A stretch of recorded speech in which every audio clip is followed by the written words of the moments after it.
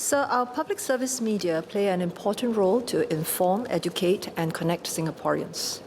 They provide trusted and timely sources of information to form a common basis for social discourse.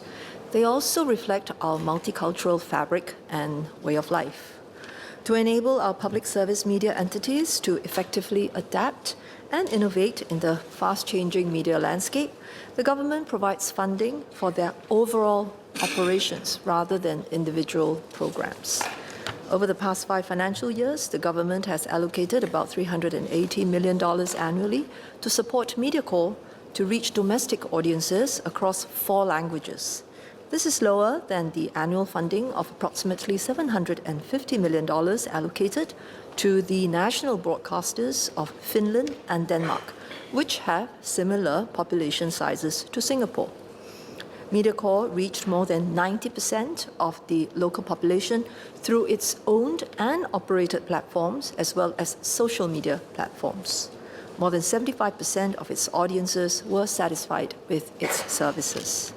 We do not have comparable reach data in the earlier years, as we have moved from tracking solely TV reach to a broader reach metric across all MediaCorp's platforms and social media platforms.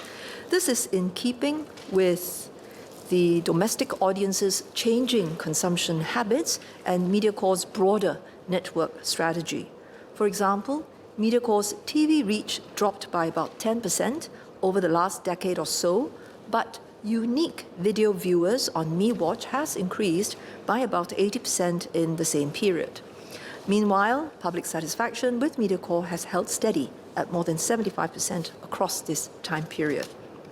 The government is committed to continue supporting our public service media to deliver high-quality and trusted news and entertainment content to Singaporeans. We will continue to ensure that government funding can adequately and effectively support our public service media in achieving their national mission. Mr. Foo. Thank you, Speaker. Sir, I grew up watching Channel 8 and Channel 5, as did many of my classmates. These were hot discussion topics during lunch, but most importantly, these were core, common memories grounded in the local culture and community. And I think it's absolutely critical that we continue to have this for future generations.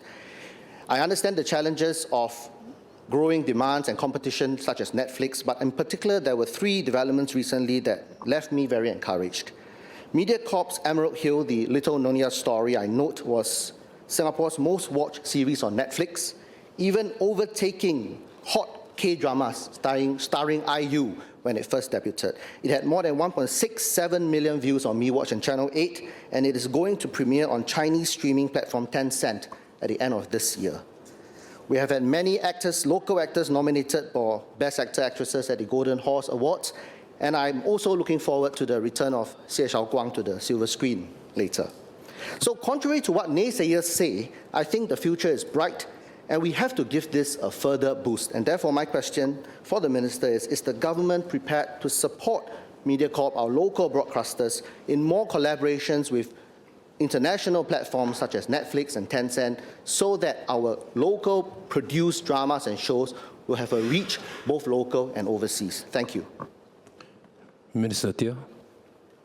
Mr. Speaker, I'm very heartened by the members' enthusiastic support for creators of local drama content, local entertainment content. I realize that he and I share something in common now. Growing up on, local TV productions, we probably can hum several tunes together, given the right opportunity. He is right that there is a need to support such local production initiatives. And he mentioned a few examples that are now available on streaming services such as Netflix and soon to come, Tencent. These are very important to widening the reach of not just MediaCorp's productions, but also the productions of independent media content creators in Singapore. They both contribute to the vibrancy of our local ecosystem. In that regard, I'm happy to share with him that it's not just the negotiations that are commercial in nature that takes place between the production houses, including MediaCorp, and streaming services. These will obviously have to be carried forward with a view towards making sure that there is actually demand for the productions. Another very important way in which we are supporting this effort is through the International Co-Production Program that IMDA launched about 2 years ago. What this program does is to provide funding support to the producers of local drama series to collaborate with their international counterparts. And their international counterparts will include scriptwriters, directors, producers. And the reason we want to do so is to enable a reach into the wider pool of talents that are available, but more importantly, to create content that has potentially an audience beyond Singapore, even though the themes are very much anchored on Singapore. In this way, we also help the local production houses, including MediaCorp, reach an international audience and tell Singapore stories better.